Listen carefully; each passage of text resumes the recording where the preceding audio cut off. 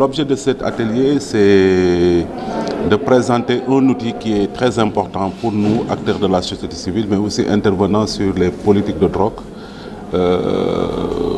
de présenter cet outil qui a permis un peu d'avoir un peu une idée par rapport à l'impact des politiques de drogue sur la société sénégalaise. Et en comparant aussi la politique de drogue avec les autres politiques, mais aussi avec les politiques, les recommandations au niveau international. Donc c'est un outil qui a été développé par un de nos partenaires, IDPC, qui s'appelle Consortium international des associations de la société civile sur les politiques, en matière de politique de drogue. Donc ils ont développé cet outil qui nous a permis un peu de comparer par exemple le code des drogues au Sénégal par rapport aux autres pays, notamment 30 pays dans le monde et 6 pays africains. Et l'évaluation, en tout cas la mesure de cet indice qu'on appelle GDPI, a montré que le Sénégal, en matière de respect, en tout cas de conformité par rapport aux recommandations internationales, occupe la 10e place au niveau international. Et c'est le premier pays africain en matière de respect. Donc je pense qu'il faut saluer cette marque, en tout cas cette position qu'occupe notre pays, et qui a été toujours un leader dans le cadre de la prise en charge ou de la prise en compte des problèmes de consommation de drogue, mais aussi dire qu'il y a des efforts à faire. Il y a des efforts à faire sur plusieurs niveaux parce que cet outil repose sur 5 composantes. Les 2 composantes, c'est au niveau de la justice pénale.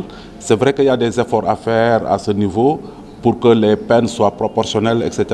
Mais aussi au niveau santé, parce que nous savons que il y a des services de prise en charge, notamment le CEPIAT qui existe, mais aussi d'autres sites qui ont été créés, mais ce n'est pas encore partout au Sénégal. Donc il y a des efforts à continuer à poursuivre dans le cadre de la décentralisation de ces activités. Mais un autre aspect aussi qu'il faudra qu'on développe dans le cadre de la prise en charge des problèmes liés à la consommation, donc c'est le manque de cadre, de certains cadres juridiques, notamment par rapport à la réduction des risques, où par exemple il y a un vide juridique par rapport à la réduction des risques dans le cadre du code des drogues. Mais il y a des efforts qui sont en train d'être faits. Je ne veux pas rentrer dans les détails, mais il y a un processus qui est en cours, et c'est même sur recommandation du chef de l'État depuis 2016, il y a un processus qui est en cours et qui aboutira peut-être à mettre en place un cadre juridique pour pouvoir accompagner. Donc à ce niveau-là, il y a des efforts à faire. Là aussi, il y a un vide, c'est par rapport au développement alternatif, qui fait que le Sénégal n'a pas pu aller au-delà de ces 53 points sur les 100 points qui sont demandés. Donc le développement alternatif, c'est faire en sorte que ceux qui s'investissent dans la production de drogue, qui est une activité illégale, puissent l'abandonner au profit d'autres activités légales. C'est ça le développement alternatif, que ce soit au niveau de la production, que ce soit au niveau du trafic, que ce soit aussi au niveau de l'utilisation. Parce que les drogues, quand même, on en a besoin, mais dans un cadre bien défini.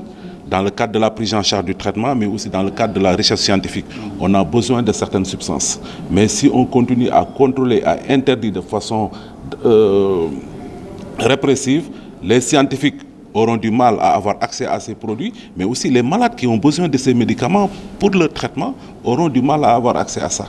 Donc je pense qu'il faut que des efforts soient faits dans le cadre de la réforme du code de drogue. C'est ça l'intérêt de cet atelier qui vise à partager vraiment les résultats de cet indice par les acteurs de la société civile, mais aussi pour que les gens puissent l'approprier. Je pense qu'au décours de cet atelier, il y aura des recommandations et ces recommandations seront adressées à l'autorité qui va se charger de les mettre en œuvre ou de les mettre en application.